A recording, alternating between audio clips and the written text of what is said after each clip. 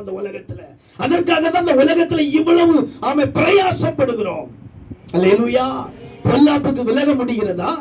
ஆண்டவரை ஆராதிக்கிறோம், ஆண்டவர் சமூகத்தில் வந்து உட்கார்ந்து இருக்கிறோம், ஆண்டவருடைய காரியத்துக்காக கொடுக்கிறோம், எவ்வளவோ ஊழியக்காரங்களை நேசிக்கிறோம், ஆனா எவ்வளவு ஆண்டவருடைய சத்தத்தை கேட்கிறோம், வசனத்தை கேட்கிறோம். அப்ப இவ்வளவு காரியத்தை செய்தும் இந்த ஆலயத்தை விட்டு வெளியே போன உடனே பொல்லாப்பு நம்மை எப்பொழுது நீதிமான் என்கிற பட்டத்தை விட்டு, நீதிமான் என்ற பெயரை விட்டு அழிக்க அவன் சுற்றி திரிகிறவனா இருக்கிறான். யார் மூலமாகவும் சத்துரு செயல்படுவான். காலையில வந்து ஆராதிக்கிறது, காலையில வந்து ஆண்டவரை தொழுது கொள்கிறது, நீதிமான்கள் என்ற அனுபவத்தில் வந்து நிற்கிறது.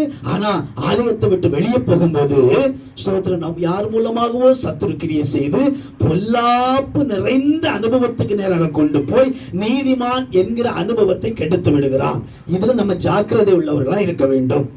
அல்லேலூயா, அல்லேலூயா. ஸ்தோத்திரம். பாவம் செய்ய தூண்டுகிறான்.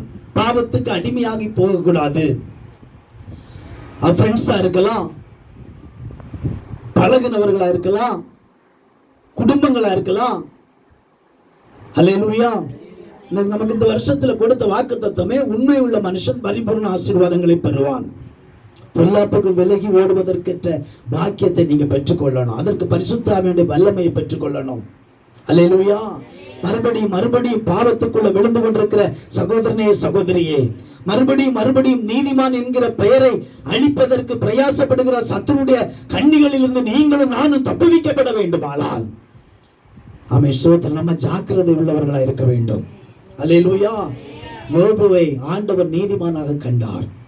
நம்முடைய சபையில வந்து ஆராதிக்கிற ஒவ்வொரு பிள்ளைகளை, சிறு பிள்ளைகள் ஆனாலும் சரி, பெரியவர்கள் ஆனாலும் சரி, ஆண்டவருடைய பார்வைக்கு நம்ம நீதிமான்களா இருக்கணும்.